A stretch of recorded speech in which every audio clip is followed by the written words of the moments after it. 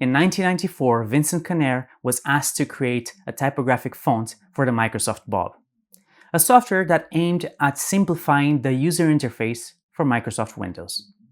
Conner had already designed other typefaces for the company, and upon seeing Bob's interface, full of color and with an animated character that communicated via bubble speeches, decided he needed to create something new to fit those molds. And so Comic Sans came into existence, a font based on the style of comic books, emulating the informal and cartoonish format of speech bubbles. The Bob was released in 1995, but the font wasn't ready on time, which might have been a good thing, as the software was discontinued in 1996. Comic Sans, on the other hand, remained strong, so strong in fact that it would later become the bane of typographic design, because literally everyone was using it.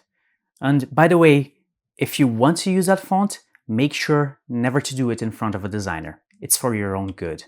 Anyways, Comic Sans was not the first or the last typeface. In fact, these were first invented in China during the 11th century. The first mobile typefaces were created by Bicheng in the 1040s. They were made of baked clay and placed on a metal frame for successive printing. And about 400 years later, Gutenberg evolved this process in Europe by developing not only his black letter typeface, but also the first mechanical printing press. But this story doesn't start with these two men. No, it begins thousands of years before them, at the dawn of history. Literally. So what do you know about design? What do you know about typography? As it turns out, it's intimately related to human civilization, all the way from its beginnings. So stay with me. Let's explore the types that tell our history. So what's a type anyways? Long story short, it's a letter or character that is arranged for display in a text or a visual. And though we now mainly use digital typefaces, they were originally physical, first made out of clay, then wood, and ultimately metal, arranged into pages of text and used for printing books, posters, and other publications. Because the thing is, before types were invented, books and publications were not printed. They had to be designed and illustrated by hand. And before typography even existed, we had calligraphy. And calligraphy is a visual art of designing written characters by hand. Calligraphy is very old. It's as old as written language itself, which coincidentally is as old as human history. Because the existence of written records is the mark for the end of prehistory and the beginning of history. The first known writing system was the Sumerian cuneiform, created around 1500 years ago. And the oldest clay tablet we found is an accounting registry with administrative and economic records. Yeah, not very exciting, but I guess the important stuff rarely is.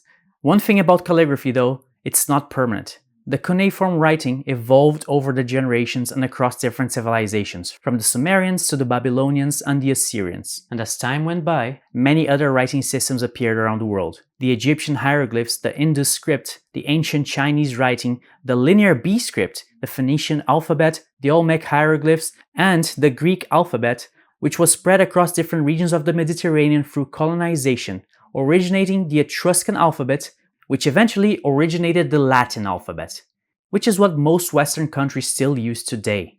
More or less, because the original Latin alphabet was composed of 23 characters, missing the J, the U, and the W. And the Latin alphabet was used by the Romans, who were also the ones that introduced the serifs, just as a decorative finish in their stone carvings. And as we all know, the Romans were big on expanding their territory, conquering the entirety of the Mediterranean and spreading their culture, language, and alphabet, until their empire fell in 476. But an important part of it remained: Christianity, or more specifically, the Roman Catholic Church. For the following centuries, Catholicism remained strong with Latin as its official language. More than that, churches and monasteries became centers of learning, where texts and books were copied and preserved for future generations. It also happened that many of the Germanic kingdoms that replaced Rome adopted the religion for themselves and started using Latin as a language for administration and law. And among them, the kingdom of the Franks came into prominence, especially with the rule of King Charles, which would eventually be known as Charles the Great or Charlemagne. During his reign, he conquered lands and expanded his kingdom to a territory that encompasses modern France, Germany, Belgium, the Netherlands, Switzerland, Austria, and also parts of Italy and Spain.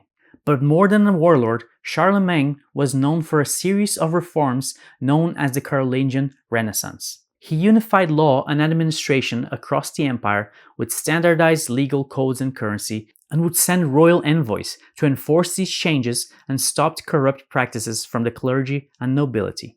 He also improved general infrastructure with roads and bridges. And even more, he promoted literacy and scholarship, standardizing Latin grammar and pronunciation to make it a common tongue for studies, and equipping monasteries to establish school for the clergy and sometimes even for lay people. And he created a new script, now known as the Carolingian minuscule, which was used to standardize writing and make it easier to read and understand, with word spacing, punctuations, and a convention on how to write text. And though Charlemagne himself never became fully literate, his efforts brought a new age of education that gave birth to medieval Western Europe. Which brings us back to Gutenberg and his printing press 600 years later.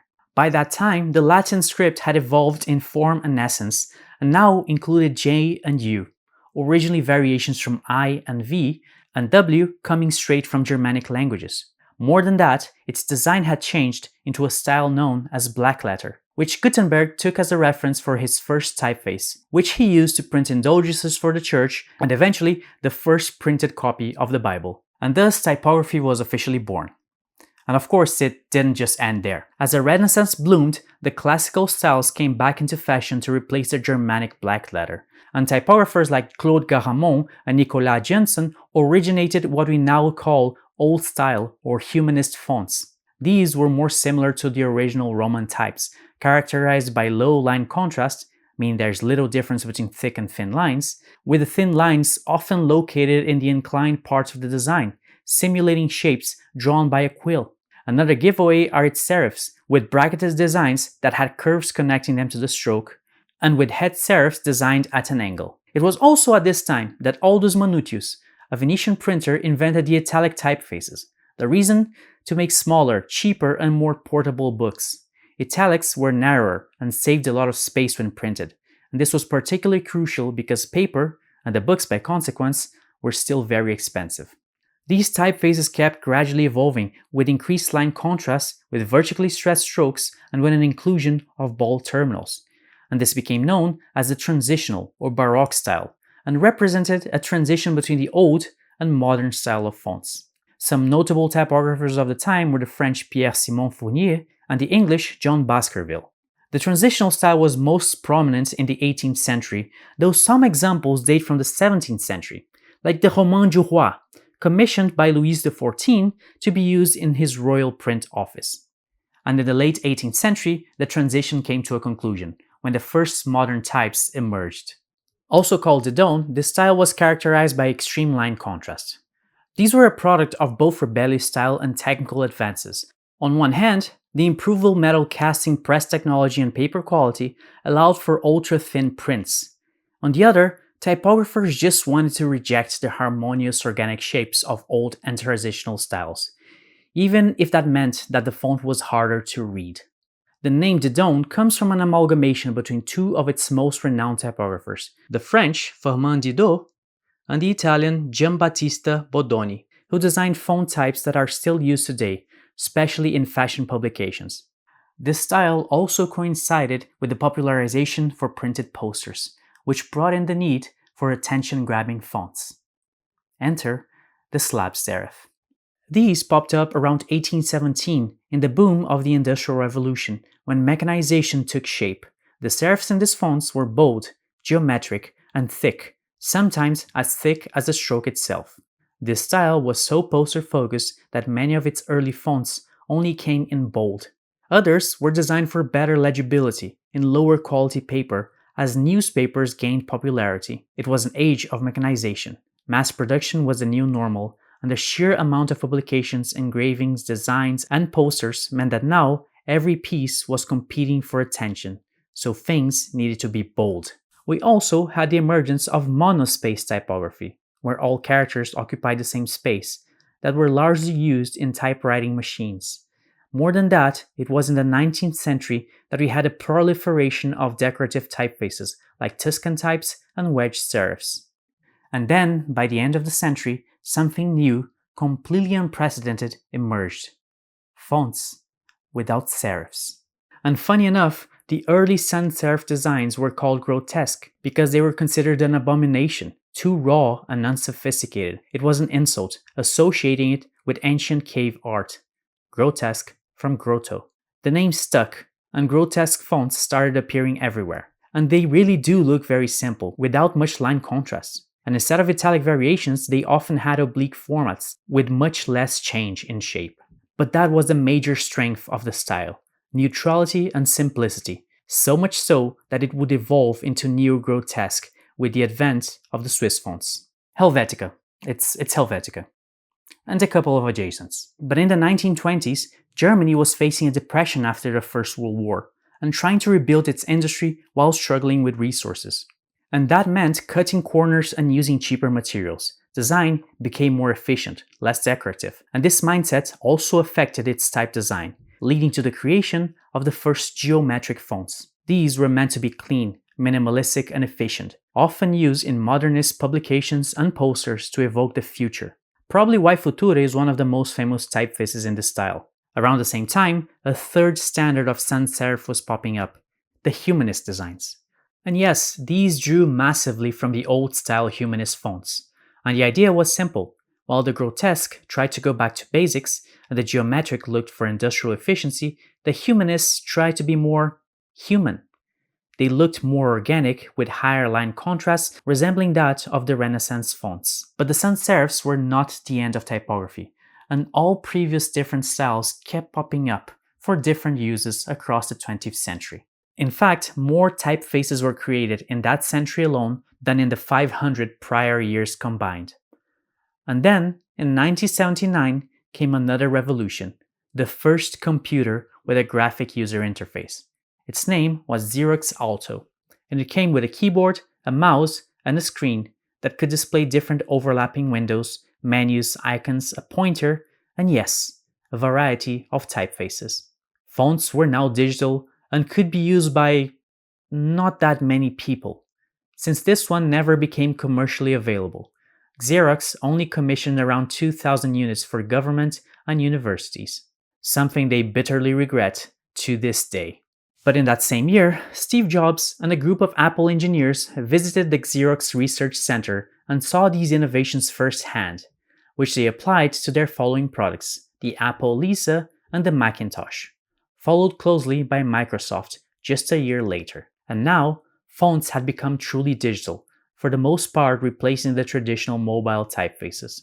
Which brings us back to 1994, 5 centuries after Gutenberg, 55 centuries after the first written clay tablet. Comic Sans was born, product of its time, no doubt, but also of all the time before it.